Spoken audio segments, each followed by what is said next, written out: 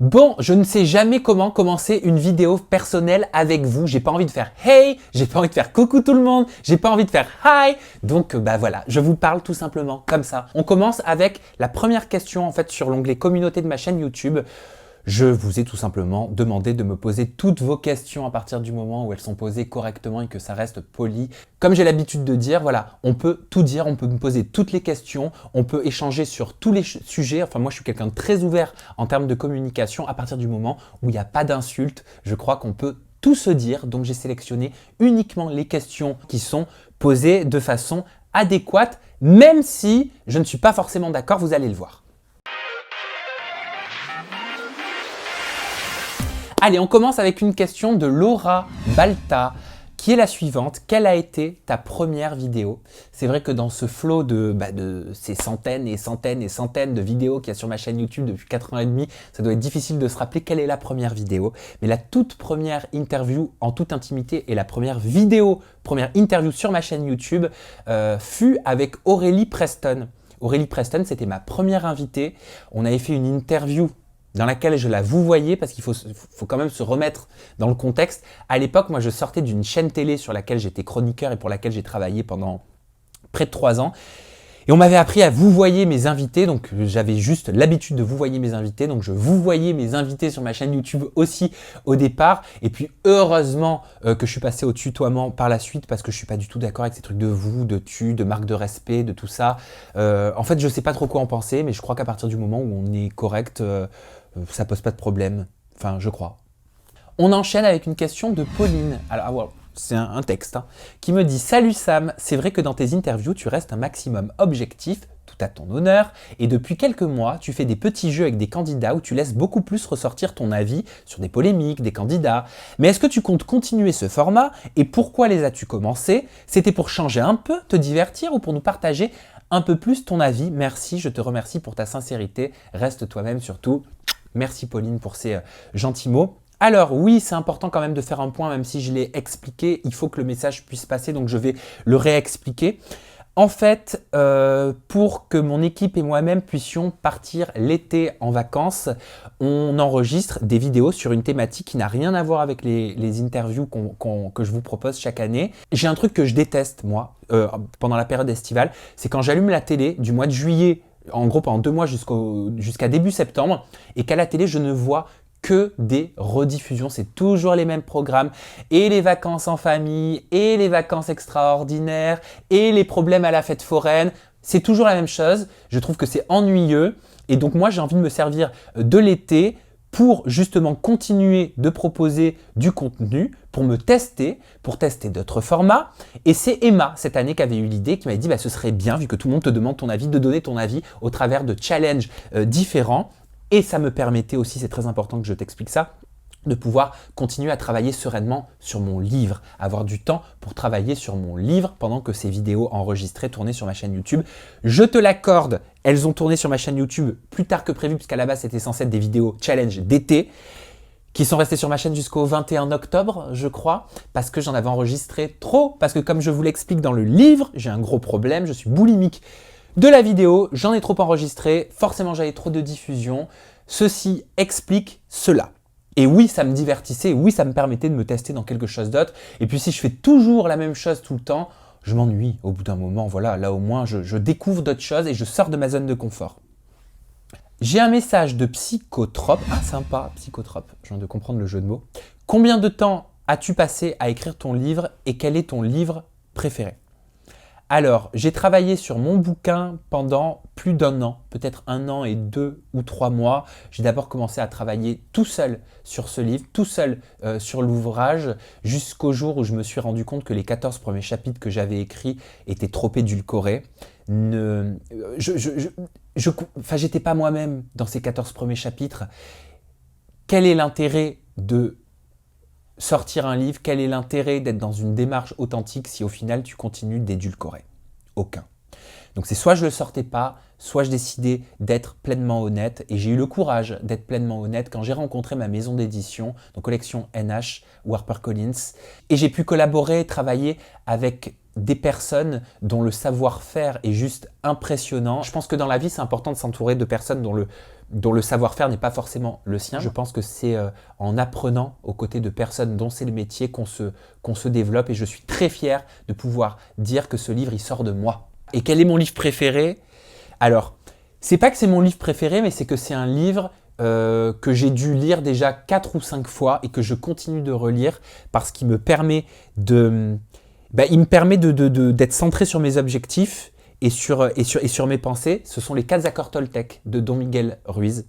Je vous invite, après avoir lu mon livre, à lire les 4 accords Toltec de Don Miguel Ruiz. En fait, c'est un livre qui m'a ouvert la voie, ouvert mon esprit sur beaucoup de choses qui étaient verrouillées et fermées. Et qu'est-ce que je suis heureux de l'avoir découvert, ce bouquin. Commentaire cette fois de Ouri. Pourrais-tu, si on te le propose, participer à un programme de télé-réalité en tant que guest et faire des interviews dans le programme, notamment sur les faits qui se passent dans la villa? Alors, j'aurais kiffé ça, j'aurais adoré, il y a encore, allez, on va dire 3 ans, 3 ou 4 ans. Fut un temps, c'est quelque chose qui m'aurait complètement excité. Aujourd'hui, avec le chemin qu'a pris mon travail, ma chaîne YouTube, c'est quelque chose qui ne me plairait plus, qui ne me ferait plus vibrer aujourd'hui. Moi, ce que je kiffe, c'est de fabriquer, c'est de vous proposer du contenu, c'est de créer, c'est d'évoluer, de changer les concepts, de travailler sur des nouveaux concepts, d'écrire des interviews, de m'intéresser à la vie d'autres personnes. Et ça me ferait plus vibrer, marrer, l'idée que d'aller dans un programme en tant que guest, et puis ça correspondrait plus avec ce que je veux aujourd'hui. En tant qu'être humain, on grandit, hein, on évolue. Hein. Ce qui nous faisait kiffer à une certaine période ne nous fera plus kiffer à une autre, et ce qui me fait kiffer aujourd'hui ne me fera certainement plus kiffer dans 5 ans ou dans 10 ans. Voilà, on évolue tous aussi avec nous-mêmes, avec ce qui nous entoure. Julie me demande, bonjour Sam, tu n'interagis pas avec ta communauté YouTube dans les commentaires, pourquoi? Gros bisous. C'est vrai Julie, j'interagis peu sur YouTube parce que j'interagis énormément avec vous au travers du contenu que je vous propose, du contenu que je fabrique et que je mets à votre disposition sur ma chaîne YouTube. Je vous explique. Je travaille tellement sur le contenu, sur la masse de contenu que je vous propose, que ce serait un métier à plein temps que d'être derrière mon ordinateur et de répondre à cette masse incroyable de commentaires. Vous n'imaginez pas le nombre de commentaires qu'il y a en dessous d'une vidéo. Et vous voyez le nombre de vidéos que je sors. Alors même si vous regardez uniquement celles qui vous intéressent, il faut savoir que je sors entre 20 et 30 vidéos sur ma chaîne YouTube par semaine, ce qui correspond à 5 à 6 inédits par semaine. Quasiment un par jour. Donc vous regardez ce qui vous plaît, vous cliquez sur ce qui résonne en vous et c'est tout à fait normal. C'est le but de YouTube et c'est comme ça que doit fonctionner YouTube. On regarde uniquement ce qui nous plaît.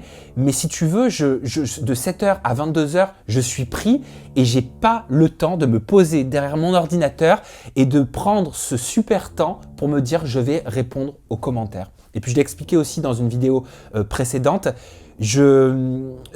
Mon rapport aux commentaires est particulier, c'est-à-dire que j'ai traversé une période ces derniers mois où j'étais pas forcément bien psychologiquement, et le fait de voir des commentaires qui ne sont pas constructifs, c'est-à-dire qu'on a le droit d'avoir un avis, vous allez voir dans ces commentaires là que je vais vous lire aujourd'hui, il y en a qui ne sont pas d'accord avec moi, mais par contre il y a une façon d'expliquer, de dire les choses, et les insultes gratuites et les méchancetés gratuites, moi c'est quelque chose qui me touche. Donc, en tout cas, si c'est pas expliqué, si c'est pas verbalisé avec des arguments, ça me touche encore aujourd'hui. Voilà, j'ai le courage de vous le dire. Et donc, pour éviter d'être touché, d'avoir mal, je ne regarde pas. On va passer à un commentaire de Anna Obandi qui dit « Pourquoi tu te mêles toujours de la vie de Dylan et Fidji? Mec, redescends sur terre, Dylan et Fidji ne te calculent même pas. Mon métier étant de parler, de communiquer, d'écouter, de recueillir les témoignages autour en grande partie des personnalités issues de la télé de divertissement ou de la télé-réalité. Je ne parle pas cuisine, je ne parle pas politique, quoique je ne parle pas... enfin voilà, le sujet c'est la télé-réalité. Il est donc normal que des personnes qui tournent en télé ressortent, surtout si elles font parler d'elles. Alors, malgré elles, parce qu'elles le veulent, parce qu'elles ne le veulent pas, parce qu'elles le cherchent, parce qu'elles créent le buzz, ça je sais pas, ça me regarde pas. Et bien évidemment, moi, les questions et les angles abordés, ils sont en grande partie par rapport à vous. Parce que quand je travaille une interview, je fais attention aux réseaux sociaux, je fais attention aux polémiques, je fais attention à ce que mon invité a à dire et je fais attention à ce qui intéresse, à ce qui vous intéresse. Ensuite, il ne faut pas oublier que vous regardez uniquement ce sur quoi vous cliquez. Donc, comme je suis quelqu'un qui aime les faits, je me suis amusé. Vous voyez ça, voilà.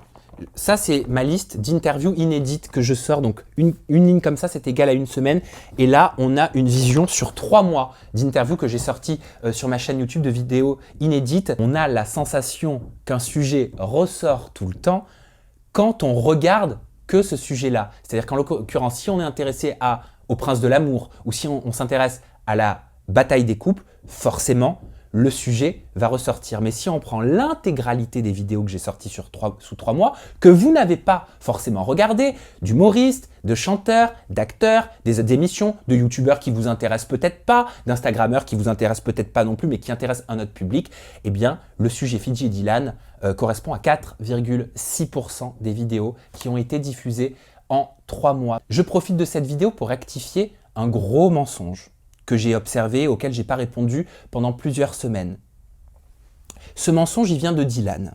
J'ai mon droit de réponse et mon droit de réponse, je me l'accorde dans cette vidéo.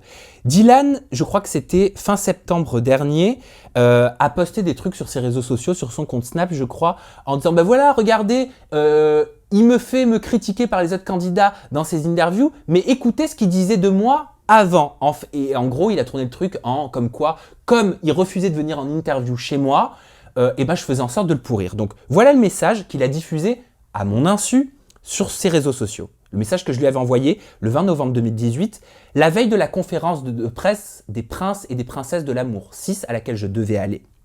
Dylan, c'est Sam, j'espère que tu vas bien. Je me permets cette petite note vocale pour te dire que je suis trop content depuis le temps, hein, tu le sais, que je voulais te rencontrer. Je suis trop content qu'on se rencontre et qu'on se voit donc jeudi à la conf pour pouvoir partager un moment.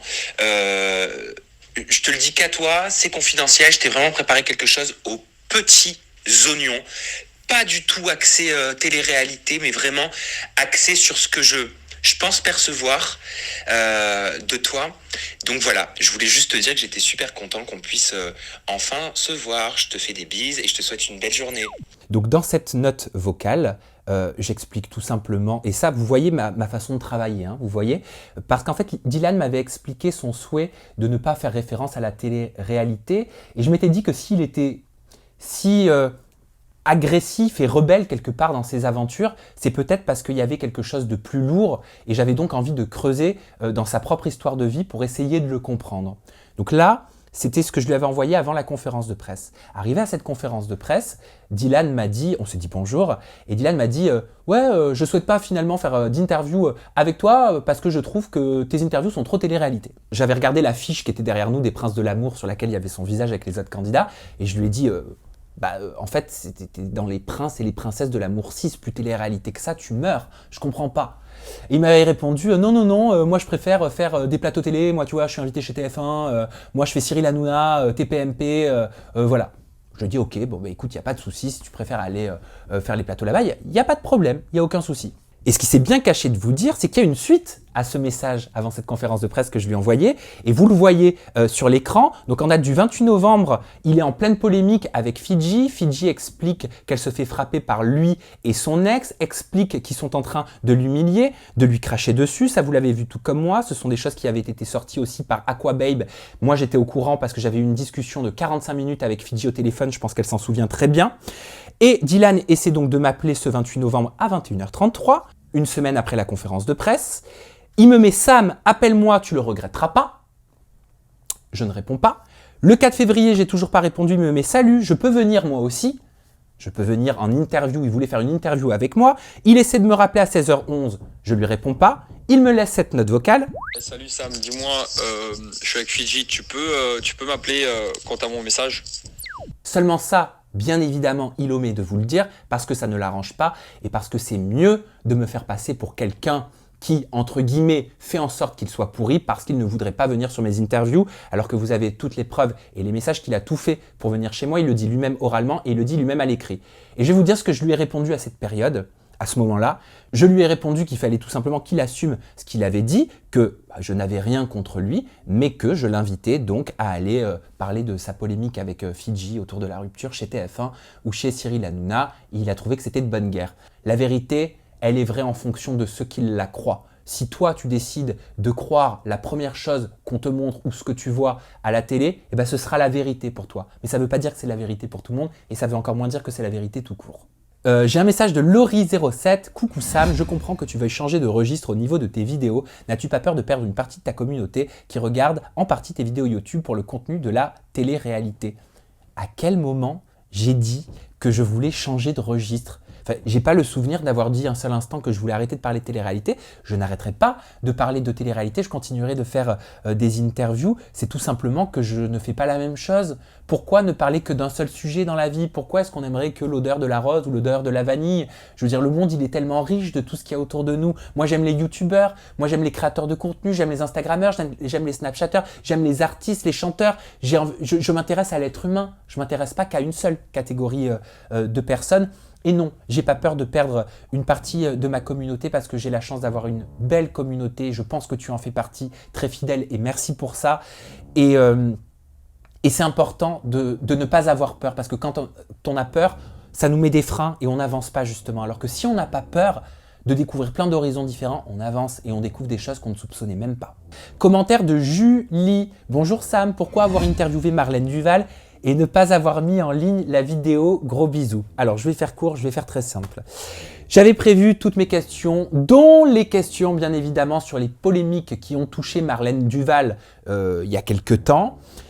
On m'a interdit de poser ces questions-là. Marlène n'a pas voulu que je pose ces questions-là. Elle était très réfractaire à me laisser poser ces questions-là. J'ai répondu à la personne qui s'occupait d'elle, qui l'encadrait, que moi, ça m'embêtait et que je n'aimais pas qu'on m'empêche de poser une question parce que j'allais poser ma question avec bienveillance et que moi, je pose mes questions et les réponses appartiennent à chacun.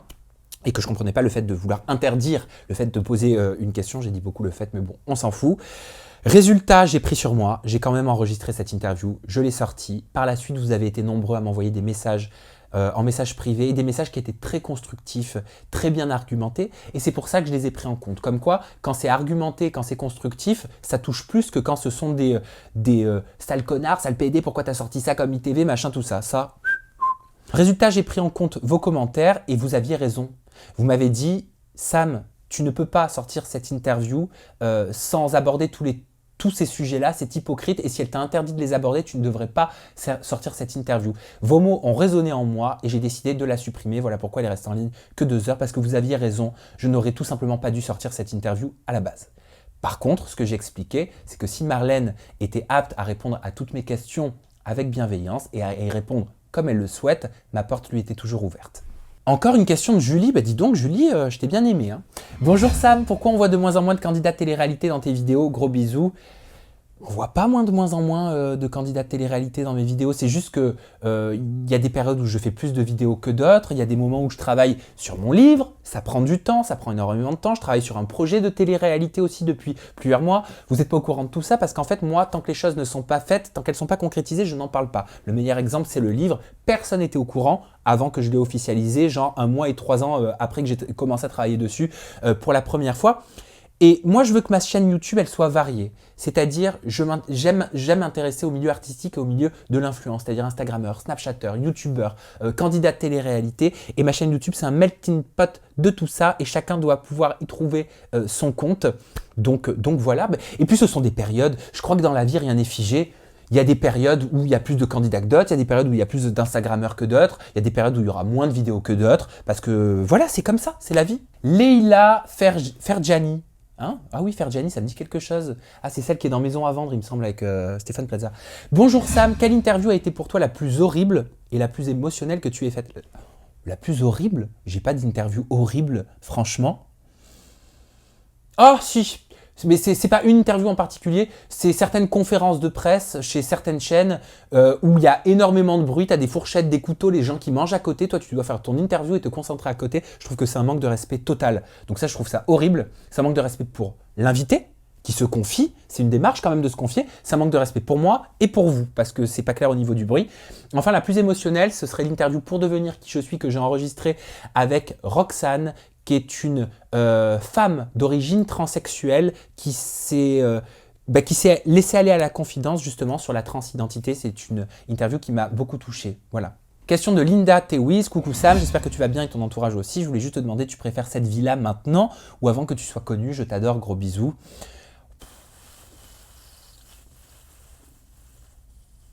Je sais pas. En fait, j'ai pas l'impression d'être connu parce que je sors pas beaucoup.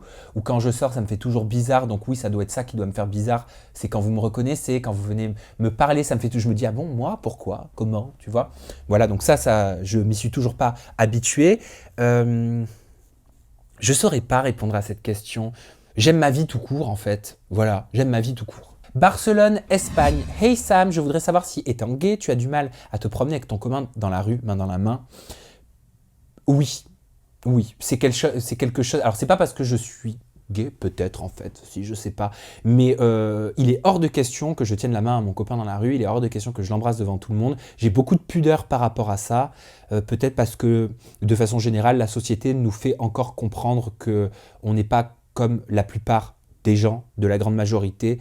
Et j'aurais peur d'être jugé. Donc peut-être que oui, voilà pour ça. Question de Les Bestes des Bestes. Salut Sam, sur quel garçon de télé-réalité ou star craques-tu? Merci si tu me réponds. Alors je craque sur personne de façon concrète parce que je suis très amoureux de mon chéri à qui je suis depuis 5 ans. Mais je dois avouer qu'un garçon de télé-réalité ces derniers temps que j'ai trouvé très mignon et que je trouve très craquant, c'est Jonathan Matijas. Oh là là, gendre idéal, beau gosse, il parle bien.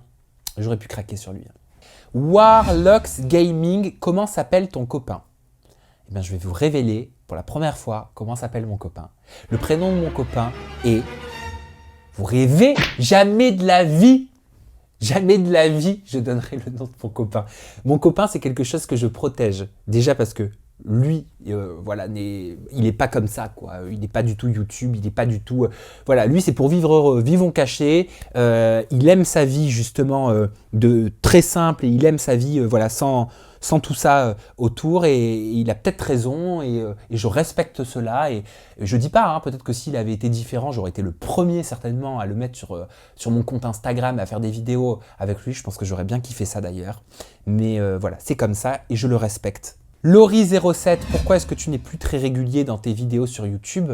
Alors, au moment où j'enregistre cette vidéo, il faut quand même savoir qu'il y a 4 inédits qui sont diffusés par semaine depuis 1 mois, et que jusqu'à il y a encore 3 semaines, 1 mois, il y avait 5 inédits qui étaient diffusés par... Non, il y a toujours eu, 4 inédits diffusés par semaine depuis le mois de juillet. Donc, j'ai pas l'impression que le rythme soit irrégulier, et je vais vous dire une chose, je m'en fous.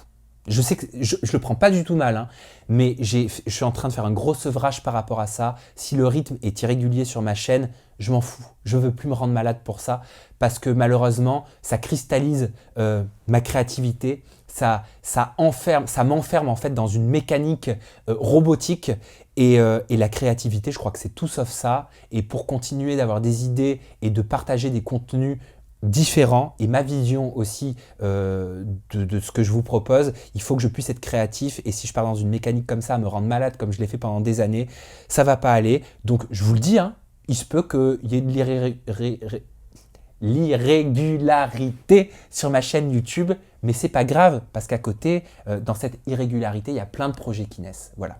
Et enfin, dernière question, Alexia R. Salut Sam, quels sont tes projets professionnels pour le futur? En as-tu qui ne sont pas en rapport avec YouTube? Bisous. Alors mes projets professionnels, oui, bien sûr que j'en ai. Si j'ai pas de projet, si je suis pas en train d'inventer des nouvelles choses, si j'ai pas des nouveaux concepts ou autres dans les tiroirs, je me fais chier, concrètement. Je m'ennuie, j'ai l'impression de ne servir à rien, donc je suis obligé, c'est vital pour moi d'avoir des choses dans les tiroirs. J'ai un projet de télé-réalité sur lequel je planche, sur lequel je réfléchis, sur lequel je travaille depuis au moins 9 mois, le temps d'une grossesse, et il est en train de s'affiner continuellement, et j'espère un jour pouvoir vous proposer, je suis sûr qu'un jour je vais d'ailleurs vous proposer un contenu inédit, totalement créé par moi-même, une vraie télé de divertissement. Voilà. avec une vraie identité, un vrai univers, tout ça. Je suis sûr que ça va arriver, j'en ai la conviction et j'y crois. Et bien sûr que j'ai d'autres projets, je vous laisserai les découvrir au fil du temps parce que quand les projets sont pas, je sais pas, 90% aboutis, j'aime pas en parler. Je préfère les garder pour moi et je vous en parle au moment où je suis sûr qu'ils vont sortir. Voilà. J'espère que j'ai pu répondre à toutes vos questions, en tout cas à une bonne partie de vos questions. Et j'aimerais conclure cette vidéo de questions-réponses en vous disant que je ne suis pas là pour vous faire adhérer à mon discours, je ne suis pas là pour avoir des bons commentaires, je ne suis pas là pour que vous croyiez même ce que je vous dis ou ce que j'avance, pour que vous partagiez mes avis. On est tous des êtres humains différents, on a tous des avis différents, on a tous des parcours de vie différents et on voit tous la vérité avec justement nos parcours de vie différents, parce qu'il faut savoir que la vérité, c'est une perception, même s'il y a des faits quand même, mais c'est une perception et on adhère ou on n'adhère pas aux propos ou au discours d'une parole aussi en fonction de notre perception de l'être humain et notre perception de la vie.